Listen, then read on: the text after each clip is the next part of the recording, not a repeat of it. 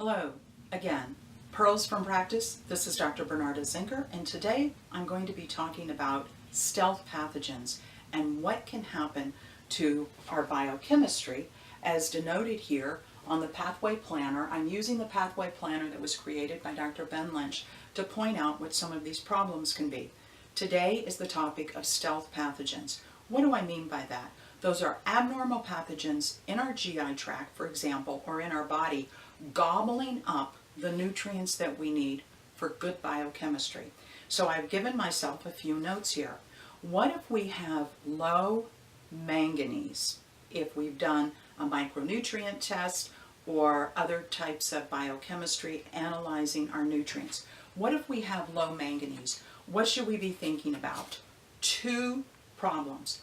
Possibly glyphosate pesticide Roundup, and the other is Lyme disease. If you ever see a low manganese come back on a report, be thinking Lyme disease is a possibility, further investigation is warranted, and glyphosate pesticide. Let me show you where if you have manganese deficiency, we're going to be running into problems. Very specifically, right here, the SOD2 enzyme is manganese. Everything in green here is a cofactor, and you have to have manganese to safeguard this SOD2 enzyme. It's the cofactor. Why is SOD2 important? It's important because it's the enzyme that protects our mitochondria. If we don't have SOD in sufficient supply, our mitochondria become fragile, they die off, and that's the aging process. So be thinking low manganese, SOD2 impairment. Here is the second place that manganese is so important. You need manganese for the AHCY enzyme. If you don't have enough manganese because of glyphosate pesticide, which for example comes in on genetically modified grains, for example, or fruits and vegetables that are not organically grown, that glyphosate can gobble up the manganese. So the next one that I want to talk about is low B12, a stealth pathogen. Here is where B12 is needed. Here in the methionine pathway, cobalamin is needed, that's B12, in order to get onto the pathway to make SAMe. The stealth pathogen we have to think about is Helicobacter pylori. It hides out in the crypts. Many people have it, and it can show up as an abnormal B12 level when testing nutrients. The next pathogen I want to talk about is thiamine.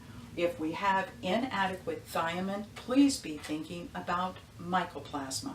Mycoplasma in the GI tract can gobble up your thiamine. The last stealth pathogen I want to highlight is niacin. Niacin is critically important for the Krebs cycle as well as from very pertinent enzymes. And the one enzyme I want to show you is here is the most famous of all the enzymes, is your MTHFR enzyme right here. But look right above it. What are the cofactors? Niacin and riboflavin. If you don't have niacin and riboflavin, you cannot have this MTHFR enzyme working adequately. So which pathogen can steal your niacin? Klebsiella pneumoniae and Pseudomonas has also been reported. So if you have Klebsiella and Pseudomonas in your GI tract, be watching out. Your niacin may be falling. And on a nutrient test, thiamine and riboflavin will be high.